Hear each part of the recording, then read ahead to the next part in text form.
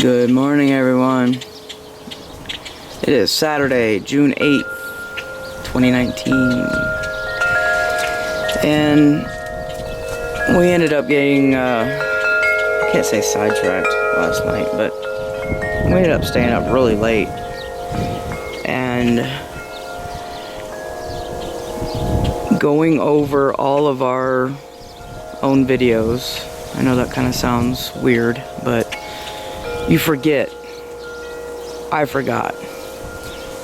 April forgot how much we've done in this backyard. And we're counting 70 days because of days taken off just to rest, and Jonathan coming to visit and stuff like that. So we forgot how much we've done, how much we've accomplished. And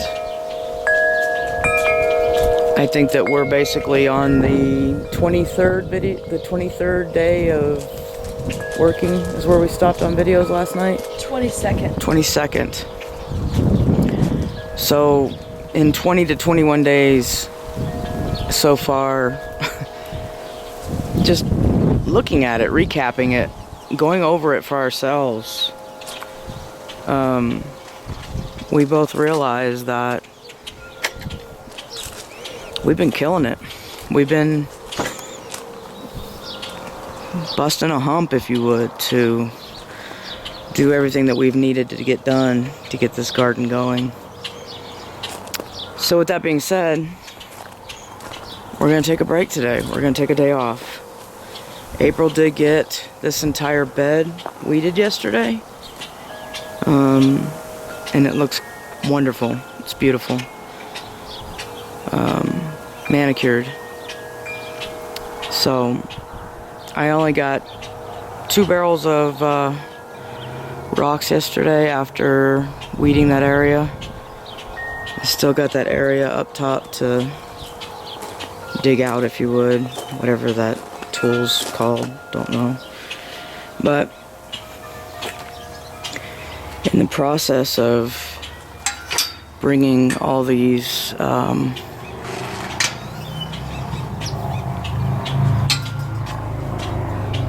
in the process of bringing all this gravel back, I have found an issue.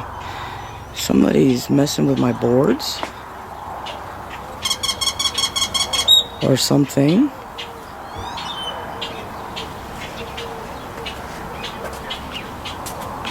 I don't remember those being there, were they? Oh well, I'm tripping. I know that that was not like that at all. And that was not like that. I don't know. We did have a couple of high gusts of wind yesterday, so it's probably just that, right? Right. Alright, let me walk you around over here real quick. This is going to be a really quick video, guys. Like I said, we're going to take the day off, and like I've said in the past, taking a day off is relative because we will be doing other stuff, just not on video and not in the yard. So as I started to pull back all of the gravel, there's a crack right there that needs to be filled along that line. I don't even know if you can see this because I can barely make it out on the... Okay, so there's a crack right there that's gonna have to be filled. And then look at how far down this travels and divots. That's like a gaping hole for water to just pool along the foundation. So I mean, I know I don't have anything out here to show you. I don't have a stick or anything to give you. Here, let's do this with my feet. Look at this. Can you tell how bent my upper knee is versus my other one? So it's almost like a, I don't know, a foot, 8 inches to a foot I'm hoping it doesn't go all along the entire side, but it might. But with that being said, you alright, dude? I've got to figure out what I'm going to do to backfill that and get it up and get it sloped properly so that the water will not pool at the foundation. So, just adding more work. Yeah, I think I'm going to try to find some GFI to put in there to build it up and then slope it out. I'm going to have to come in here and weed this whole area anyways and get it all weeded.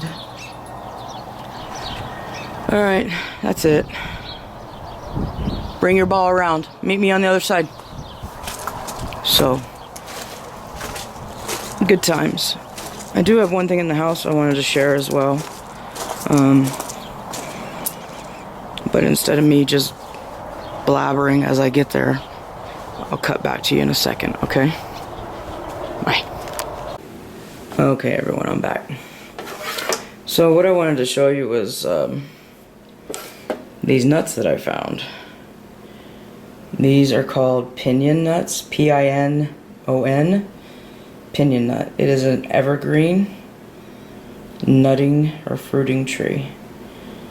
So I found these laying on the ground at our local PetSmart, and actually asked Jonathan, he was with me when we found them, what are these? And he picked it up and broke it open with his teeth and said, that's a pinon nut.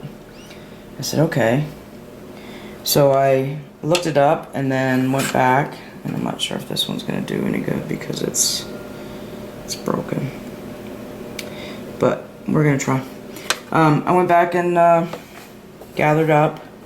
Now granted, I waited a while, so there weren't that many when I went back to grab them, because once I did the research, I thought, oh yeah, I want those. So they're a drought resistant evergreen, and they produce nuts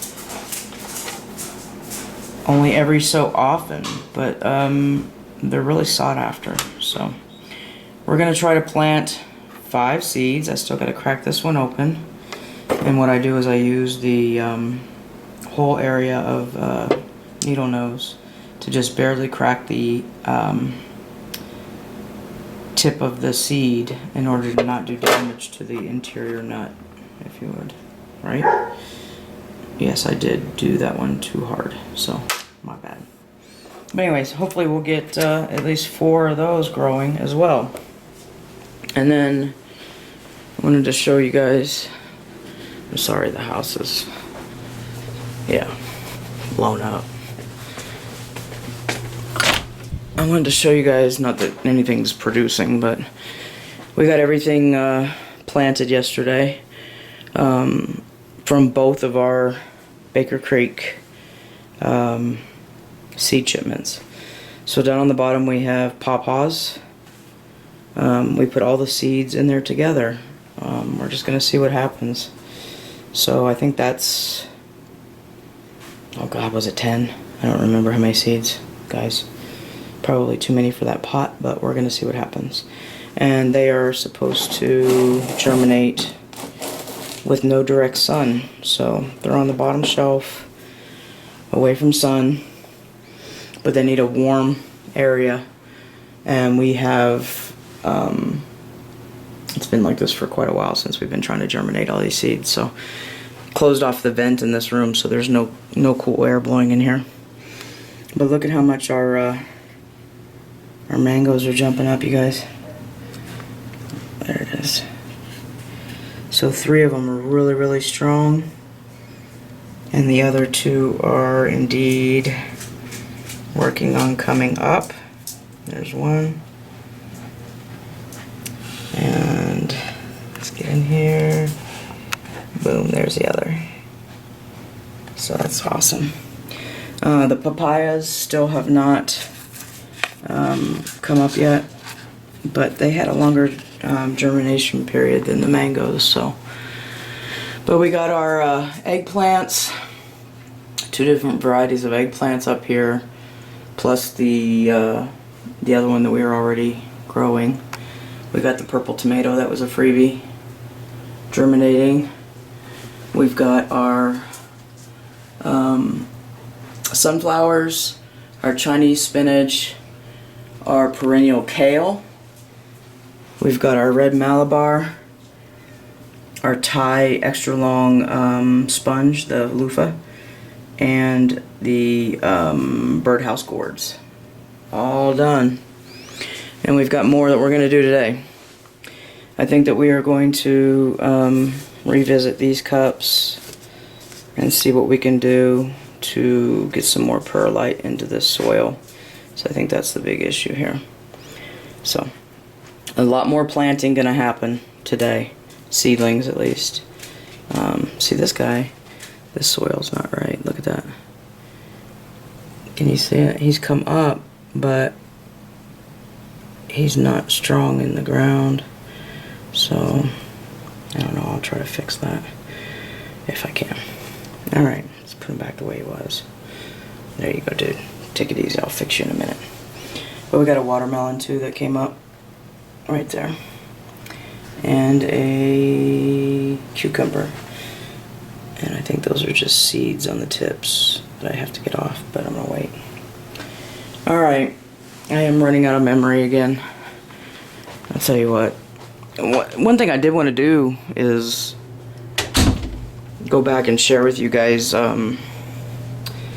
video of what the yard looked like to begin with, in like a compilation type video. But those of you who have been watching since the beginning know that we have had issues with memory, not only on the camera but memory also on our computer, and I have had to delete all of those videos. So I'm still trying to figure out how to do a compilation video of what the yard looked like in the beginning versus what it looks like now, 70 some odd days in.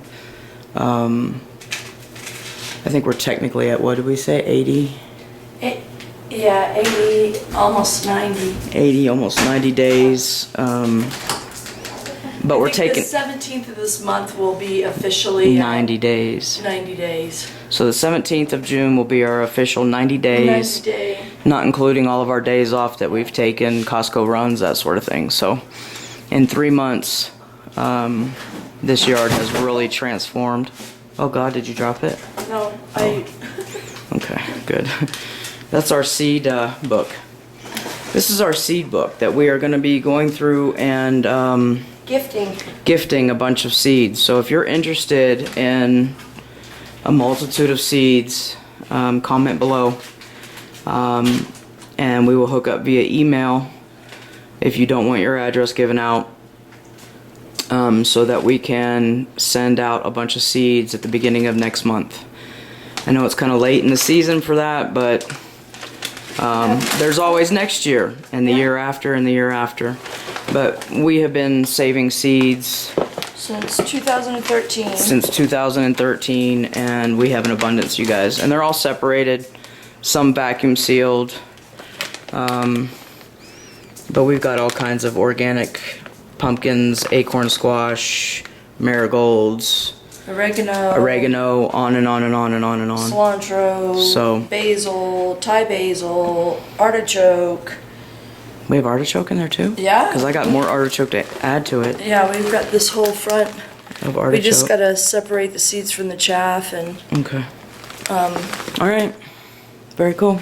So let us know. Comment below if you want seeds and you're looking for a specific seed that's organic. I'm not gonna claim it's heirloom at all. Right. We can't because some of them are hybrid. When we first started gardening, we were doing basically whatever was on sale, least expensive. A lot of them are burpee seeds. A lot of them are heirloom seeds. Hybrids. Yeah, some of them. Mm-hmm. Hybrids. But everything from 2016 on, we started making sure that even if we did the starter plants, that they were non-GMO and that they were heirloom, organic. Yeah. And so the seeds that we collected from those starter plants that we put into the garden, we can say that's all about it. We don't know how they'll propagate. We don't know if they'll come up or not. That's why we're giving them away for free. That's why we're giving them away for free. You could play around with it. You could experiment. It's no cost to you. It's just a gift. If you grow it, booyakasha, big yourself up, you know? I mean, action. So if you could get them to grow, then great. If you aren't successful, no harm, no foul. You know, I mean, they're free. And we're willing to give them to anybody. And we kind of want to know, do they germinate? Do they grow? What's your success with them? Because it helps us to know if we did it right, if we saved the seeds right, dried them right, and see, how long they'll last. We haven't used any of those seeds this year simply because we went back to the oldest seeds that we had, and we're trying to use all of those and then come forward in time so that we're not wasting anything. But that's where we're having some issues with, especially with the things coming up. The watermelon has not, and the corn, the corn, the corn and the watermelon have not germinated or done anything this year. And it's really kind of been a bummer, to be quite honest. But those were the oldest seeds that we had. Those were literally from 2012. And that's when we did our very first garden project with Nicole, our next door neighbor in Denver. And we were just like flying by the seat of our pants. And she had brought all those seeds from the dollar store, if I remember right. Yeah, that's right. And she came over and said, hey, do you want to start a gardening project? And we were like, sure. Yeah.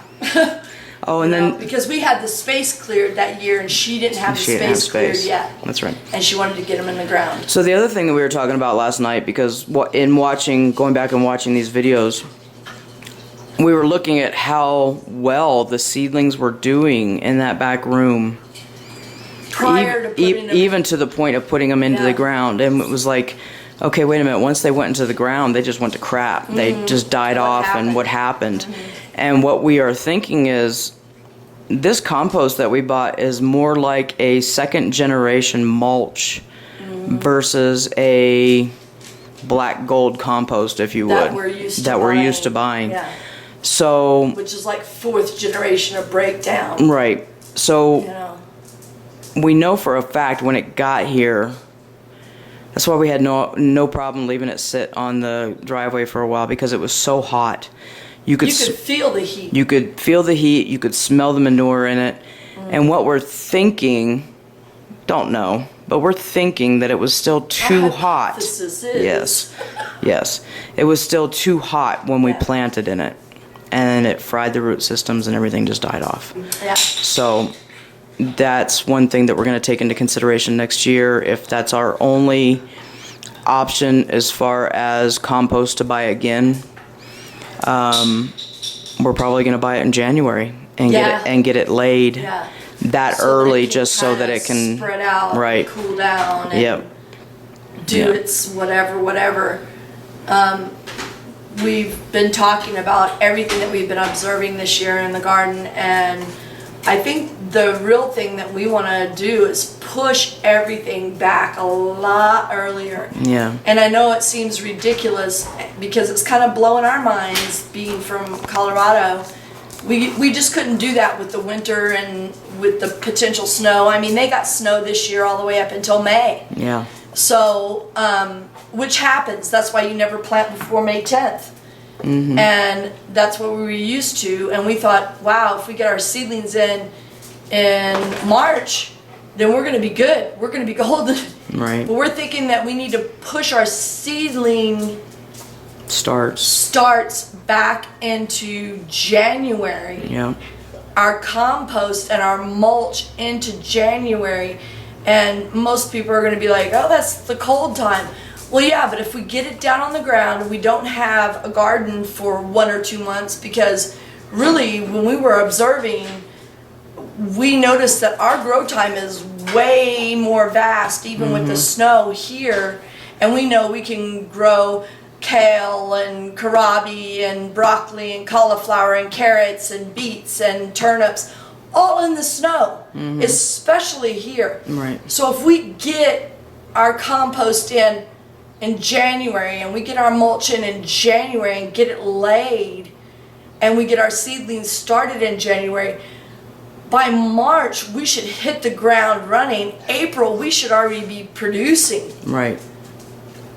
fruits and vegetables. And We just were nowhere near ready for that timeline this year. Yeah. We really weren't. Yeah. I mean, information even came to us late as far Yeah. as the mulch being free and just having to pay for delivery. Yeah. It's just, It's logistics. it is what it I mean, is. there's no excuses. Yeah. We did what we did. We do what we do, and our success and our failure, good, bad, or ugly, you're going to see. Yeah. And it's gonna teach you, hopefully, and us as well, what not to do, how to make it better. And 90% of the time we don't have like charts and graphs and go, oh, we have to plant these plants in this time and this area and that.